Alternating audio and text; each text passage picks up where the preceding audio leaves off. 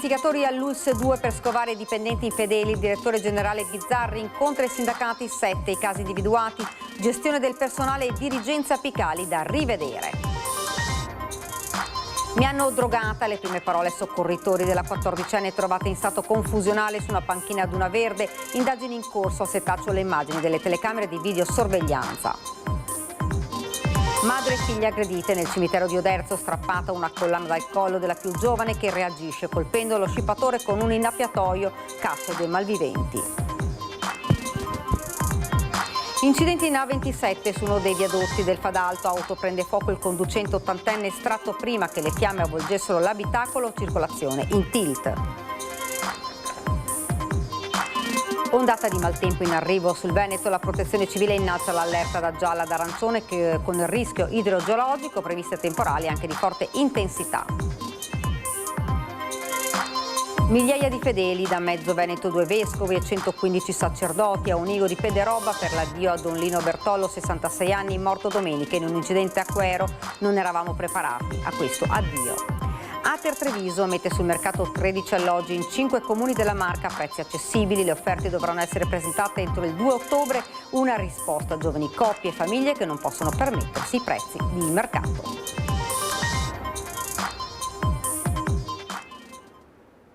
Buonasera, ben ritrovati, edizione trevigiana dei nostri notiziari. Dunque l'avete sentito, oggi il direttore generale dell'ULSS 2 Giancarlo Bizzarri ha incontrato i sindacati sul caso dei dipendenti infedeli scoperta da un'investigazione privata. I rappresentanti dei lavoratori hanno chiesto di fare chiarezza. È emerso un servizio che ha portato a 7 casi. Questi 7 casi hanno portato in 5 a delle azioni successive, non sempre nostre interne, ma anche da parte di enti esterni, mentre 2 casi non hanno portato a nulla. Questo è il sunto di un anno di investigazioni mirate all'interno dell'ULSS 2, commissionate dall'ex direttore generale Francesco Benazzi e confermate ufficialmente dal suo successore Giancarlo Bizzarri. Dei 5 casi, con protagonisti 4 dirigenti e un impiegato, sono 3 i fascicoli depositati in procura, mentre 2 avranno come conseguenza dei provvedimenti disciplinari.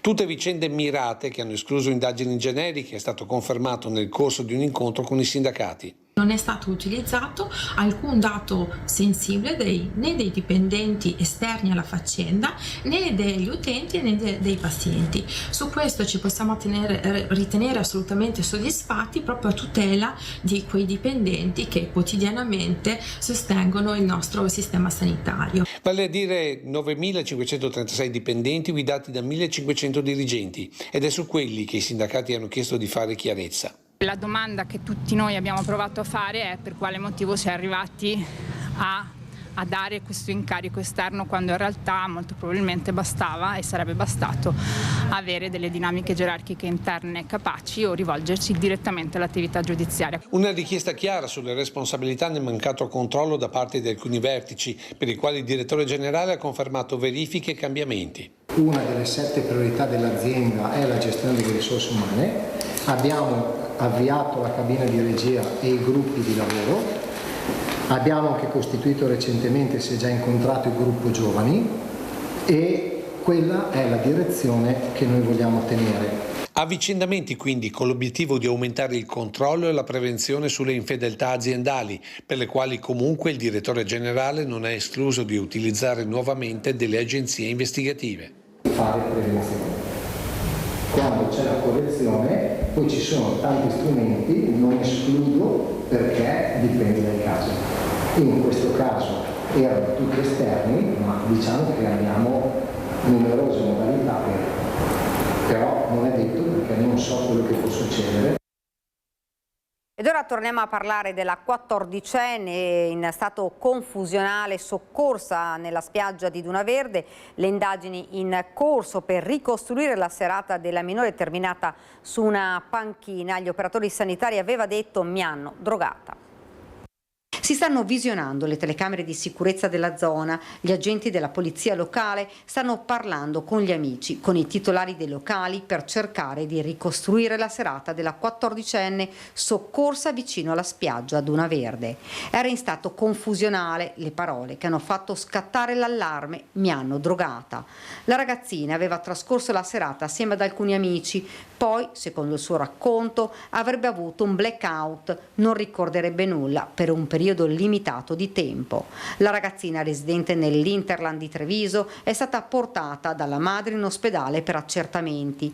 2 giovani lavoratori stagionali sarebbero stati portati nella sede della polizia locale per essere ascoltati come persone informate dei fatti. Molti gli aspetti ancora da chiarire. Solo gli accertamenti medici e tossicologici sulla 14enne potranno far luce sulla vicenda. Lo sgomento dei commercianti e dei cittadini. Nella pagina Facebook dell'Associazione Proprietari Duna Verde, attraverso un post, hanno voluto dimostrare tutta la vicinanza alla giovanissima e alla famiglia.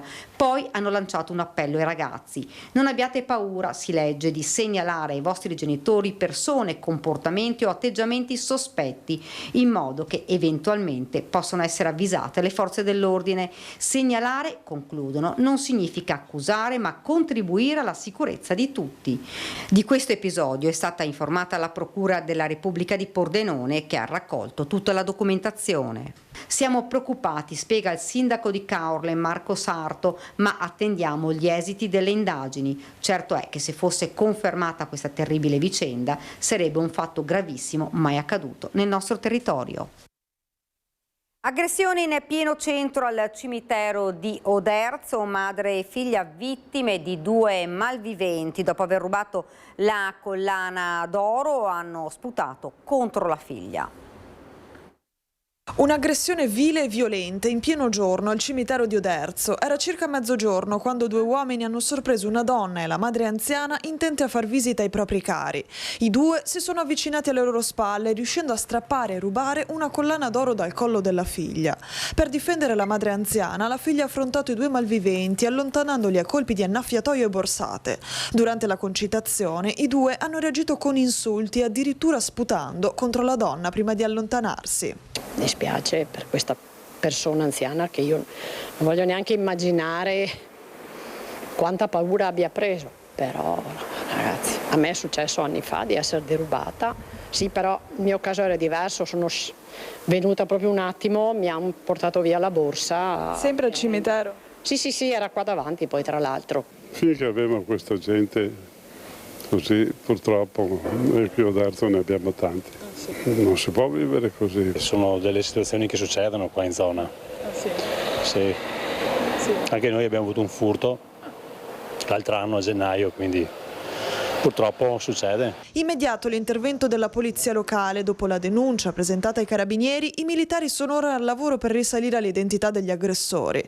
L'episodio ha suscitato preoccupazione tra le persone che frequentano quotidianamente il cimitero, soprattutto per le modalità dell'aggressione. Per questo chiedono più controlli da parte delle forze dell'ordine. Mi rattrista, mi rammarica, perché non ci si sente più sicuri. Perché poi una persona anziana, vabbè, era accompagnata, quindi da un'adulta, io posso capire perché a me è successo ancora, però cioè ti lascia un certo che... Speriamo che aumenti il controllo da parte delle forze dell'ordine, da parte della polizia locale. Se ci confrontiamo con dei paesi limitrofi, Oderzo mi sembra che sia abbastanza vivibile, no? Certamente gradiremo di più magari un controllo da parte della polizia urbana in certe zone, non solo fermarsi a far multe per far cassa.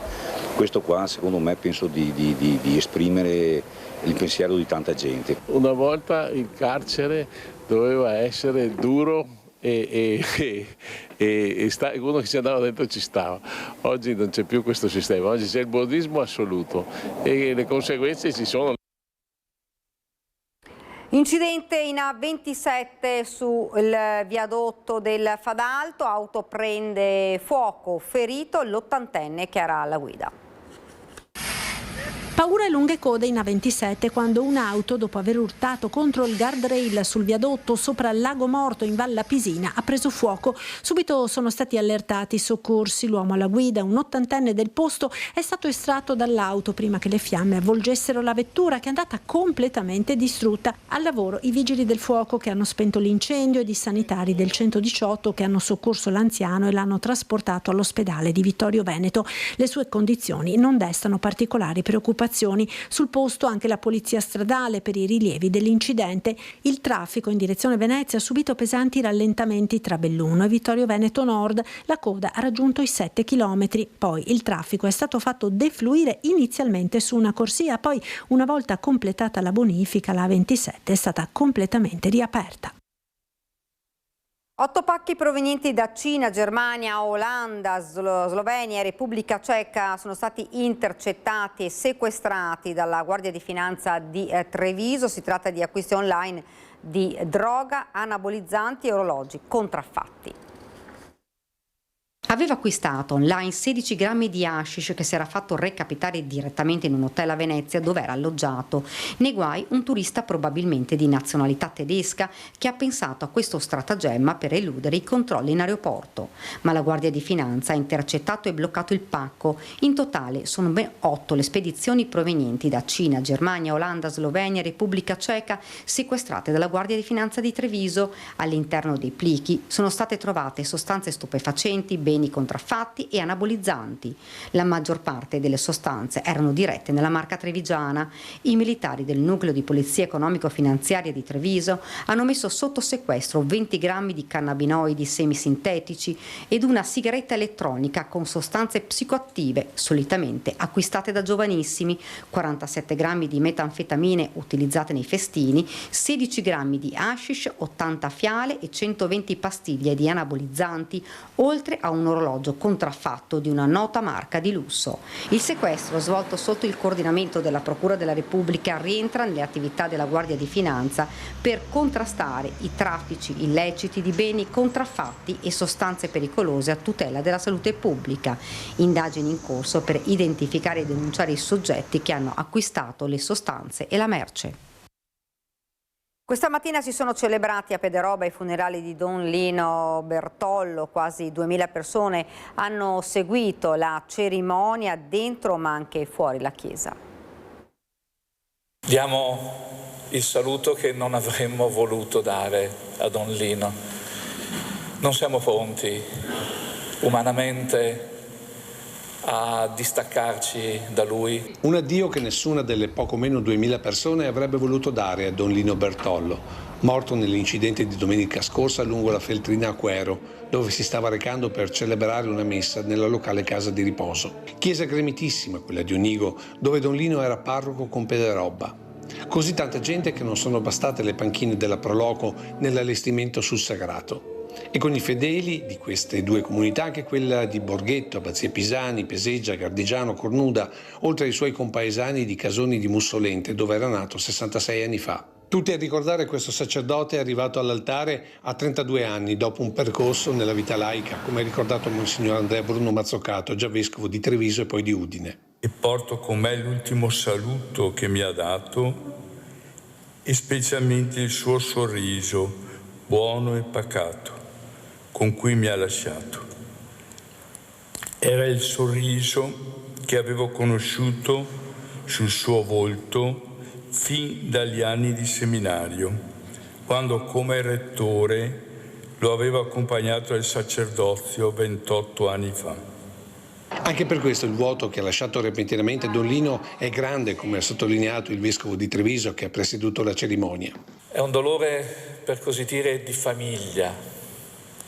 Viene a mancare di colpo, senza preavviso, un padre, un fratello, un amico, un punto di riferimento, una guida, un sostegno nelle tante situazioni della vita che un parroco si trova a condividere con la sua gente. Ecco la sua esperienza d'amore da allora per tutta la sua vita per il Signore non è mai troppo tardi. E proprio in quello stesso 1998, assieme ad alcuni altri, veniva ordinato presbitero anche Don Eddie Savietto, che oggi 20 agosto avrebbe compiuto gli anni. Ricordiamo nella preghiera anche lui, assieme ai sacerdoti che ancora giovani il Signore ha chiamato a sé. Toccante al termine della cerimonia il saluto delle nipoti. Caro zio, per tutto il bene che ci hai voluto, per la tua presenza costante in tutti i momenti della nostra vita. Siamo sicuri che ora sei tra le braccia del Signore, insieme a tuo fratello Lorenzo e ai tuoi genitori. Aiutaci a superare questo momento di prova. E con l'ultimo saluto delle comunità e dei sacerdoti anche i fiori di tanti bambini a cui ogni settimana faceva catechismo, mentre guardando al grappa la banda all'esterno intonava Il Signore delle Cime.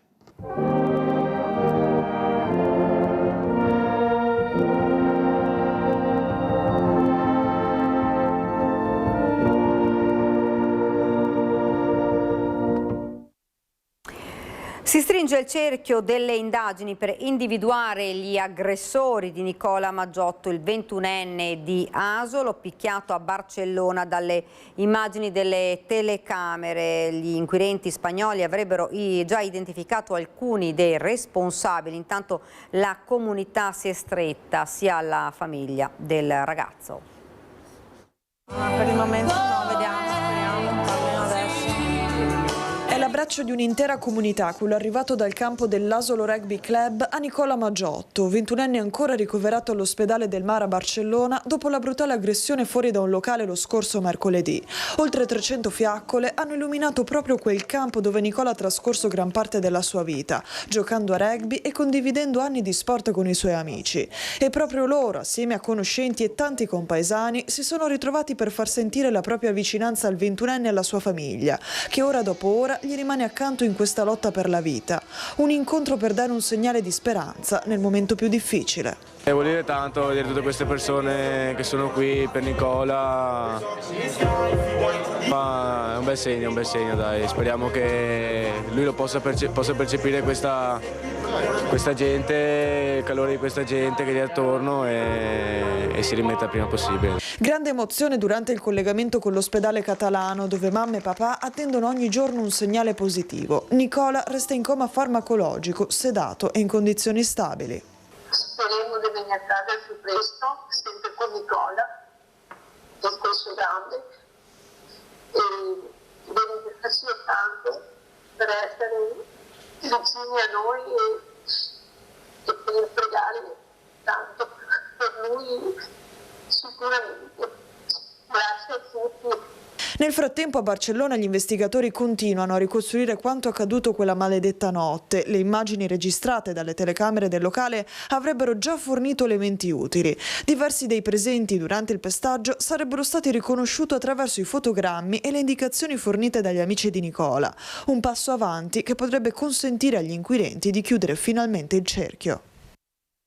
Ed ora parliamo di maltempo. Nelle prossime ore il Veneto rischia di essere colpito da temporali anche forti, con particolare attenzione per pianura e prealpi. La Protezione Civile ha per questo attivato il preallarme livello arancione per il rischio idrogeologico legato ai fenomeni temporaleschi. L'instabilità è attesa con rovesci temporali che potrebbero risultare localmente intensi. Sotto osservazione soprattutto le aree di pianura e pedemontane, mentre sulle Dolomiti resta in vigore un'allerta gialla. Il maltempo proseguirà anche nella giornata di domani, con possibili rovesci soprattutto nelle ore centrali.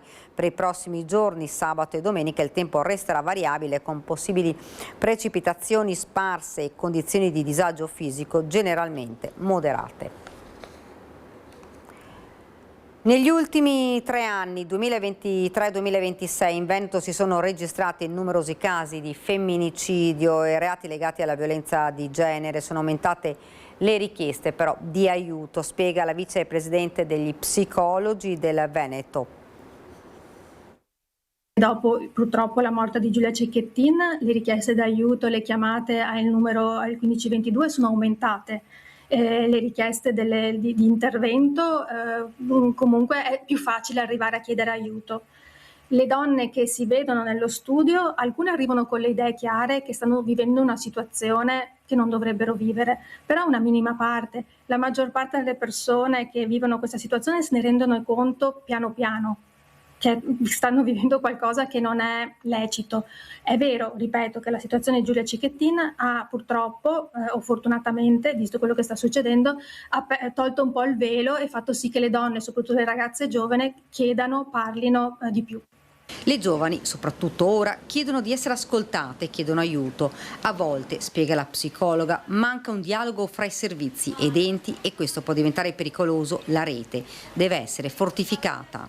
La rete assolutamente deve essere fortificata, perché bisogna cogliere anche quelle situazioni che non vengono denunciate, che non vengono segnalate, che sono la maggior parte per le donne più adulte. Quindi sono più la fascia delle quarantenni che fa fatica ancora a rivolgersi, quindi sono le persone attorno che devono essere i primi segnalanti anche con i servizi. Dietro ad ogni tragedia una storia diversa, ma con un unico comune denominatore, la violenza. Amori malati, ma anche persone problematiche abbandonate a se stesse, uomini che si trasformano in aguzzini senza pietà. Ed i femminicidi negli ultimi 3 anni parlano di un sistema che forse è mancato. Nicoletta Rotaru, Abano, 2 agosto 2023, Giulia Cecchettin, Vigonovo, 11 novembre 2023, Vanessa Ballan, Riese Pio X, 19 dicembre 2023, Sara Burattin, Bovolenta, 27 febbraio 2024, Giada Zanola, Vigonza, 29 maggio 2024, Enza Saracino, Treviso, 2 luglio 2024. Non sono solo nomi, sono donne uccise per mano di chi ha sempre professato di amarle o di persone di cui si fidavano. Numeri che fanno tremare, che scuotono le coscienze. L'appello della psicologa alle donne che si trovano in una situazione difficile e potenzialmente pericolosa. Di non aver paura di parlare e che se sono vittime saranno rispettate.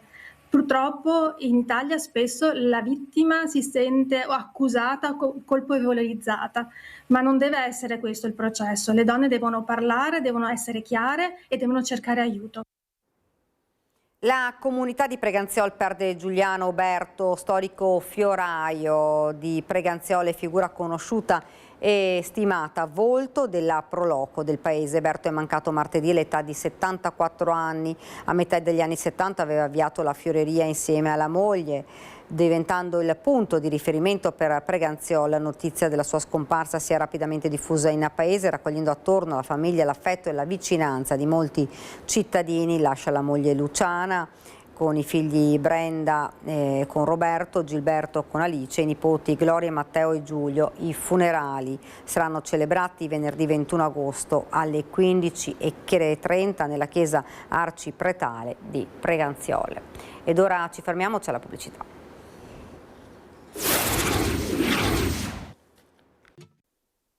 Siamo tornati nuovamente in studio con l'edizione trevigiana dei nostri telegiornali. Ater Treviso mette sul mercato 13 alloggi in 5 comuni del territorio a prezzi ridotti. Le offerte dovranno essere presentate entro il 2 ottobre 2026.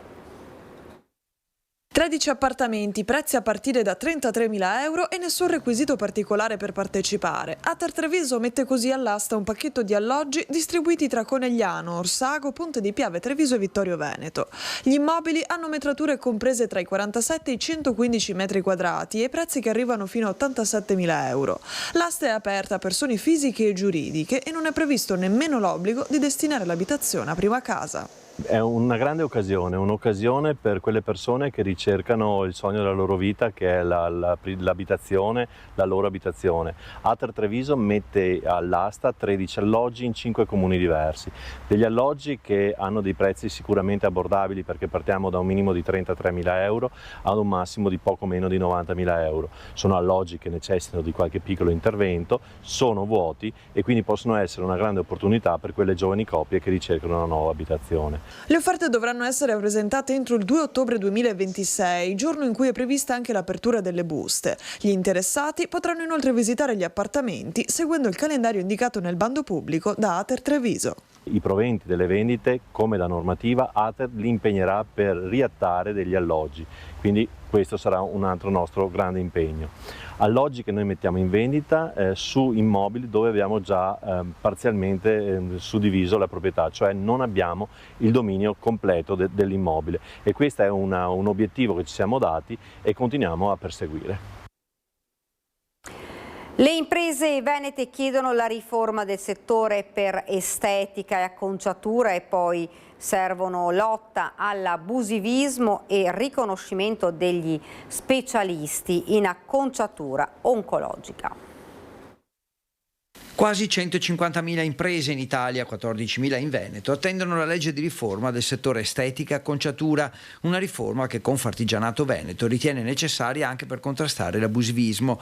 Tra le richieste quella del riconoscimento degli specialisti in estetica e acconciatura oncologica e poi il cosiddetto affitto di poltrone e di cabina, nuove qualifiche professionali, più formazione e sanzioni più severe contro l'abusivismo. È molto importante questa riforma per il settore di estetica in quanto negli ultimi 30 anni il settore ha vissuto dei cambiamenti molto importanti, però risale il quadro normativo che va a regolamentare questa professione a oltre 35 anni fa. Una vera rivoluzione che il disegno di legge, attualmente fermo in Senato, potrebbe portare nel settore.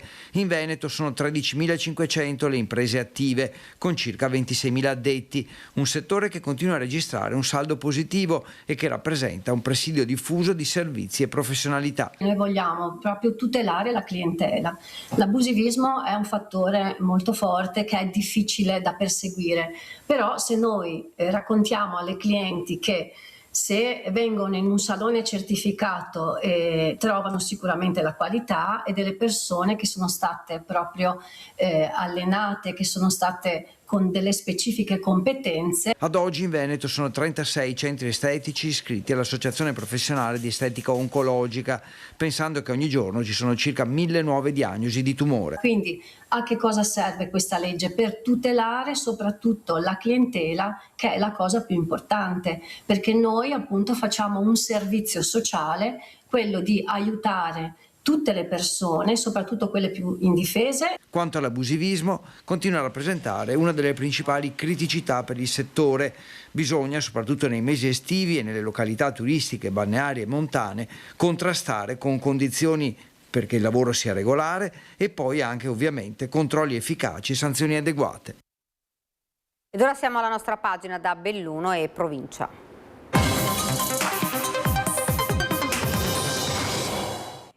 Sabato ricorre il 17° anniversario della tragedia di Rio Gere a Cortina, il ricordo dei 4 componenti dell'equipaggio dell'elicottero del SUEM e l'amarezza per l'indifferenza nei confronti degli ostacoli al volo. Le fasi dolorose sono le mancate risposte alla radio dell'elicottero e presto si abbia la consapevolezza che la tragedia si era consumata sotto il cristallo alle 15.04 di quel 22 agosto. Una ricognizione dopo un violento temporale, l'impatto con i cavi della media tensione e il volo inanimato per 50 metri fino allo schianto nel torrente di Rio Gere. 17 anni dopo il ricordo di Dario De Felip, Marco Zago, Stefano Da Forno, Fabrizio Spaziani, i 4 professionisti del SUEM 118 di Pieve di Cadore, è lucido, doloroso e indelebile. Giornate molto dolorose in cui però il soccorso alpino ha avuto l'appoggio e l'umanità delle comunità della montagna che si è stretta attorno a questa organizzazione, attorno al 118, e questo abbiamo potuto vederlo anche ai funerali del 25 agosto in cui 10.000 mani applaudirono, in qualche modo attribuirono onore a questi che non devono essere considerati degli eroi ma degli operatori dell'urgenza, dell'emergenza sanitaria e del soccorso alpino. Resta tuttavia una ferita ancora aperta, nota Fabio Bristot Rufus, quella della problematica legata agli ostacoli al volo, tuttora irrisolta. È paradossale che dopo 17 anni non ci sia stato ancora un provvedimento di legge a fronte di 3 disegni di legge che sono naufragati nel tempo, da quale invito ai legislatori, in modo particolare a quelli bellunesi che siedono in Parlamento, di presentare e finalizzare una legge che tuteli gli equipaggi di alisoccorso. Servizi essenziali come quelli salvavita del 118 o di altri enti dello Stato per altre fattispecie operative, fino alla prossima volta, quando all'auspicato cambiamento apparente si constaterà che tutto è rimasto immutato. Primo assaggio di forte maltempo a metà giornata nel Bellunese, in special modo fra le zone alte del capoluogo Lagordino, il Longaronese e il Cadore, dove i temporali si sono manifestati con particolare violenza. Fortunatamente la conta dei danni al momento si limita a qualche pianta abbattuta e a tombini saltati per l'importante carico d'acqua. Diversa la situazione in Agordino, soprattutto lungo la 203, interessata da lunghi tratti completamente allagati e smottamenti. All'aste di Roccapietore, in Cadore, rafforzato il monitoraggio della frana sul versante della Croda Marcora. A San Vito nel primo pomeriggio il sistema ha registrato il superamento della soglia di allerta, determinando l'attivazione dei semafori e il blocco della circolazione per 30 minuti. La situazione resta di attesa, viste le previsioni meteo in peggioramento a partire dalla serata. Dalla scorsa notte la strada per il Corlo tramite diga è interrotta da una frana. La situazione è monitorata dal comune di Valbrenta, titolare della strada, ma rimane molto severa. Non solo bagni e tuffi, a Belluno è scattato anche il divieto di accesso e di stazionamento sulle sponde di Piave, Ardo e Cordevole nelle aree considerate a rischio. La misura del sindaco De Pellegrin è motivata dalla sicurezza, ma il provvedimento fa discutere. Si è chiuso nel silenzio il sindaco di Belluno, sommerso in queste ore dagli attacchi dei suoi concittadini su tutte le furie per l'ordinanza che vieta non soltanto la balneazione, peraltro in vigore da anni, ma anche accesso, stazionamento e transito a piedi o con veicoli in alvei, sponde, greti, scogliere e altre aree demaniali del Piave, dell'Ardo e financo del Cordevole, pur se non ricade nel territorio comunale, individuate come ad alto rischio. Contattato, De Pellegrin ha fatto riferire di non commentare per non dare la stura a nuove polemiche. Tacciono anche gli esponenti della maggioranza più esposti sui social, che un tentativo di chiarimento avrebbero potuto abbozzarlo. E dunque tocca un lavoro d'archivio per affermare senza tema di smentita che il pericolo lungo i principali fiumi e torrenti del Bellunese non è solo teorico. Lo raccontano le cronache. Sull'Ardo nel 2014 morirono 2 giovani travolti dall'acqua mentre cercavano di attraversare una pozza. 2 i morti per annegamento nel 2017 e nel 2019 a Cesana Beach e al confine con la provincia di Treviso. Nel 2020 a Santa Giustina morì il 15enne Alessio Bortoluzzi, travolto da un masso mentre si trovava sulle rive del fiume. Lo scorso anno a Cesana perse la vita un'altra 15enne, Gaia De Gol, schiacciata tra i massi della scogliera sotto la diga di Busche, ferita gravemente una delle amiche che si trovava con lei. I rischi perciò ci sono, non riguardano solo l'annegamento ma anche la stabilità delle opere e delle sponde. Il punto contestato oggi dai cittadini però è un altro, perché il provvedimento non si ferma al divieto di fare il bagno, ma anche di stare sulla riva in aree ritenute pericolose. Quali? Nell'ordinanza non ve n'è traccia e i bellunesi si domandano dove finisce la necessaria tutela della sicurezza e dove comincia una limitazione eccessiva della possibilità di vivere gli spazi all'aperto. Perché non è in discussione se sia lecito o meno tuffarsi nel Piave, ma se in futuro si potrà continuare a stendere un asciugamano, a fare un picnic, portare il cane. Un discorso a parte lo merita il parco fluviale di Lambioi, da pochi giorni reso nuovamente fruibile, che pare resterà una eccezione rispetto all'ordinanza, forse perché i muraglioni, oramai sommersi dalla vegetazione, sono impraticabili. Libero accesso anche dopo, anche quando ci sarà la concessione che verrà data, ma spero che facciano, non so, i campi di pallavolo, che facciano i campi di beach volley, che facciano delle strutture anche adeguate per rendere quel parco meraviglioso fruibile. Palazzo Rosso ha pronto in bozza il testo del bando per la concessione in gestione dell'area che potrebbe essere assegnata la prossima primavera, ma intanto la discussione resta aperta perché Piave e Ardo per i bellunesi sono spazi naturali di vita quotidiana ed è su questo equilibrio, sicurezza da una parte, libertà di frequentare il territorio dall'altra, che ora si concentra la protesta. Ultime settimane di estate, anche a Feltre è tempo di bilanci. Estate 2026, positiva in provincia di Belluno per le località alpine, ma non si lamenta certo nemmeno una città d'arte come Feltre. in cui le presenze turistiche hanno sicuramente beneficiato dello svolgimento del tradizionale palio tra le contrade. Innanzitutto è stato un bellissimo agosto perché abbiamo avuto l'evento clou dell'anno, che è stato quello del palio, che ho visto presenze notevolissime, e poi una versione anche ogni altro anno innovativa del palio. Quest'anno ha visto anche il discorso dell'inclusione, che è fondamentale, e quindi insomma bene, molto bene. Il palio dura 2 giorni, ovviamente però l'estate non si può limitare a questo. E l'estate anche è andata bene, siamo soddisfatti, abbiamo visto molte presenze, un turismo in crescita. Un motivo di futuro sviluppo turistico potrà essere sicuramente il Castello di Alboino, premiato un anno fa dall'ottimo risultato nella classifica dei luoghi del cuore promossa dal FAI. Il Castello di Alboino, anche diciamo che su tutto il centro storico abbiamo puntato, come avete già visto, insomma abbiamo ottenuto dei finanziamenti, abbiamo il discorso del FAI e quindi abbiamo presentato un progetto, stiamo in attesa di capire quali finanziamenti potremo ottenere anche per queste realtà. Siamo soddisfatti, è evidente che bisogna sempre fare meglio. Ed è davvero tutto per questa edizione del nostro telegiornale, ora sigla, poi previsione del tempo. Grazie davvero per averci seguito e arrivederci.